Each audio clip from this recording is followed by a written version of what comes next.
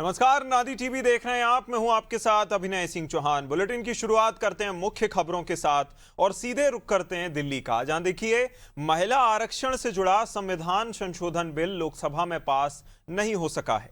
करीब 21 घंटे की लंबी चर्चा के बाद हुई वोटिंग में बिल के पक्ष में 298 और विपक्ष में 230 वोट पड़े, जबकि कुल 528 सांसदों ने मतदान किया।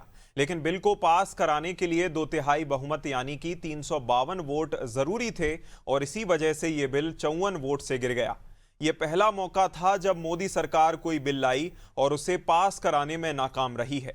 इस बिल के जरिए लोकसभा सीटों की संख्या 850 करने का प्रस्ताव था।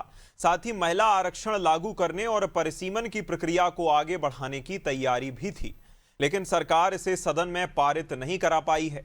वहीं इस बिल के फेल होने के बाद सरकार ने इससे जुड़े 2 अन्य बिल, परिसीमन संशोधन और केंद्र शासित प्रदेश कानून संशोधन बिल को वोटिंग के लिए पेश ही नहीं किया और तर्क दिया कि ये आपस में जुड़े हुए हैं, इसलिए अलग से वोटिंग की जरूरत नहीं है।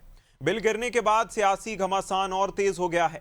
विपक्ष ने इसे अपनी बड़ी जीत बताते हुए कहा कि उन्होंने इस बिल को हरा दिया है।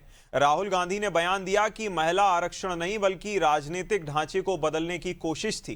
वहीं दूसरी तरफ बीजेपी की महिला सांसदों ने सदन में जोरदार प्रदर्शन किया और विपक्ष के खिलाफ जमकर नारेबाजी की। अब इस मुद्दे पर राजनीति और तेज होने की संभावना जताई जा रही है।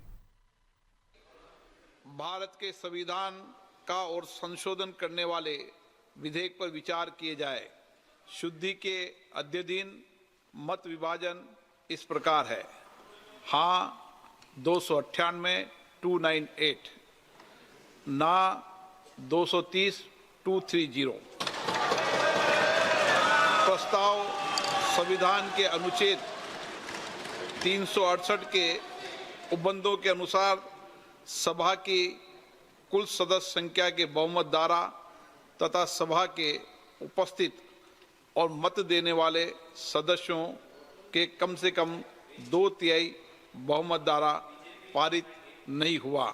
Besides the Constitution 131st Amendment Bill, we have 2 other bills, namely the Union Territories Laws Amendment Bill 26 and the Delimitation Bill 2026, which are intrinsically interrelated with the Constitution 131st Bill. So it cannot be viewed from the isolation. इस दृष्टि से अन्य सभापति महोदय, जो नतीजा आया है, ये इतना ऐतिहासिक और महत्वपूर्ण बिल पर देश का महिलाओं को अब सम्मान अधिकार देने का जो बिल है, उसको विपक्ष ने साथ नहीं दिया। बहुत खेद की बात है और इस ऐतिहासिक पल को आप अपना एक मौका था, आपने गंवाया है। पर अटैक था और संविधान पर आक्रमण था और इसको हमने हरा दिया है। हमने क्लियरली बोला है कि ये महिला बिल नहीं है, ये हिंदुस्तान का राजनीतिक जो स्ट्रक्चर है, इलेक्टोरल स्ट्रक्चर है, उसको बदलने की कोशिश है।